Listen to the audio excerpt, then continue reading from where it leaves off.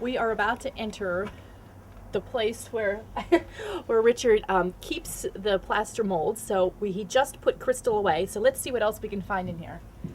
Well, you'll see a whole bunch of other work that I've been doing. Jesse, Will, they're all labeled. Right, and these are just from the last couple of days. But what I wanted to show you, you had a question about... what happens next? Yeah, what happens next is I take a slab of clay that I've prepared here. Okay. And I'll put it into a cast that is ready. And an old friend of mine, Lisa, who lives in Los Angeles, and she came by yesterday. So we haven't done art together for 5 or 6 years. So it was quite an opportunity. But if you look down here, you'll see a piece that has come out within the last few days. That's the clay. Yeah, that's the clay. And here's a piece that's still being worked on. This person is into bondage, so we had to do her all roped up, right? I see. Of course, Yeah, you had to do her all roped up. How else would you cast someone that's into bondage? Exactly. So what I'm going to do now is take this slab of clay and insert it in here just as smoothly as I can. And that's the next step. This is what we'll do with crystals cast when it's dried enough and has gotten hard enough for me to go over and risk forcing the clay into it.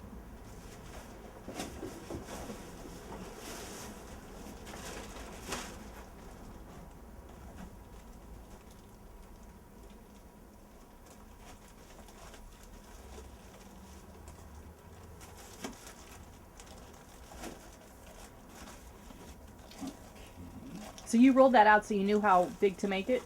Well, Or you... I was certainly attempting to calculate it carefully before you came here.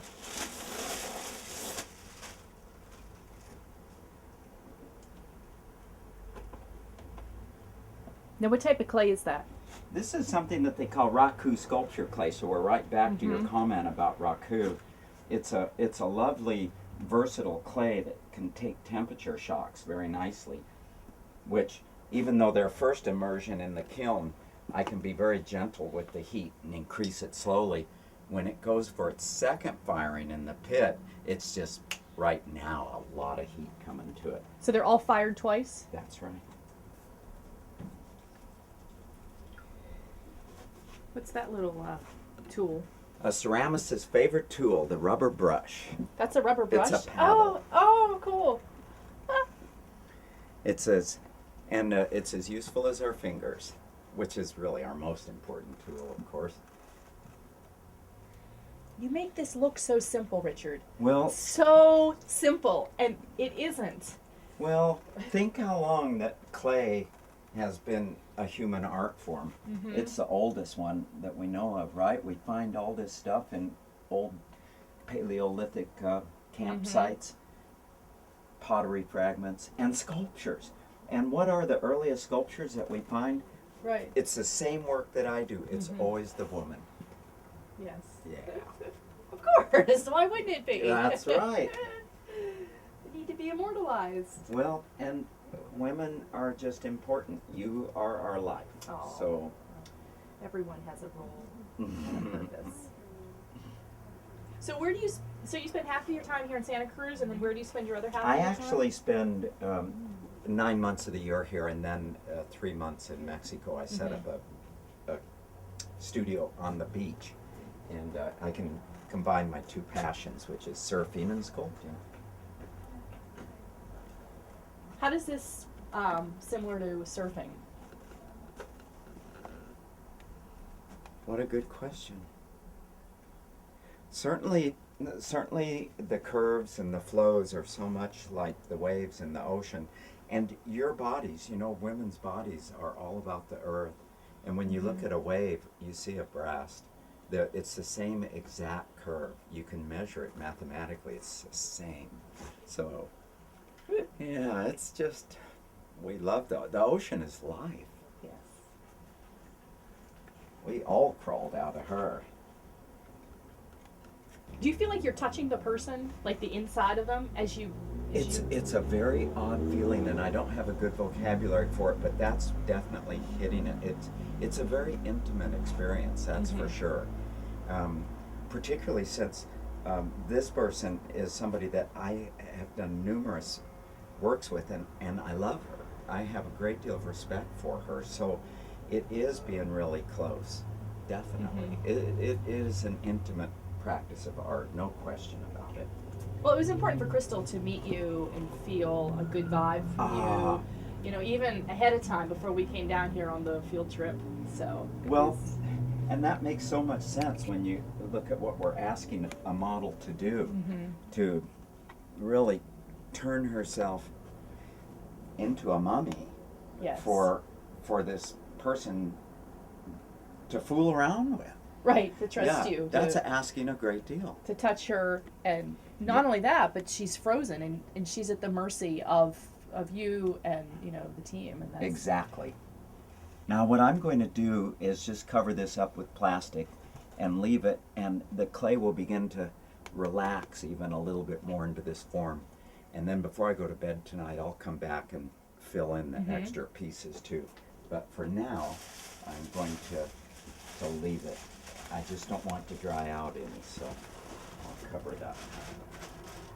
I have a cousin who's a really great artist, and it's taken him a long time to be accepting of what I do. For exactly that reason, though, there's something in him that shudders at not having an entire body there. And I like to work with entire bodies. Let me show you a couple. It's just, let's go it's see just inside that the body. it's a complete body. Which I can, if I can just, if I can just find people Thought it spoke to us. that don't mind getting into a small position. Let's move that blanket. Wow. And I think it's speaking to us.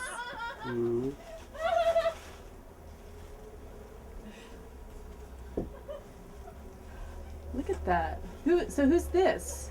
oh, this is Lindsay. Oh, Lindsay.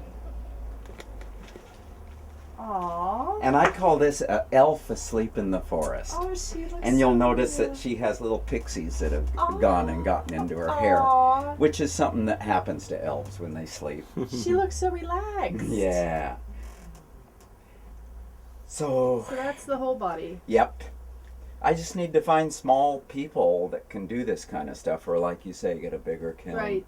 Get you a bigger kiln. The fact of the matter is, it's not offensive to me to do a partial body. But maybe that day will come, and that'll leave a lot of good energy in here for me to work with too. And look, even a hair. Yeah, that was the only painful bit. I really enjoyed the aspect of when it started releasing from my body.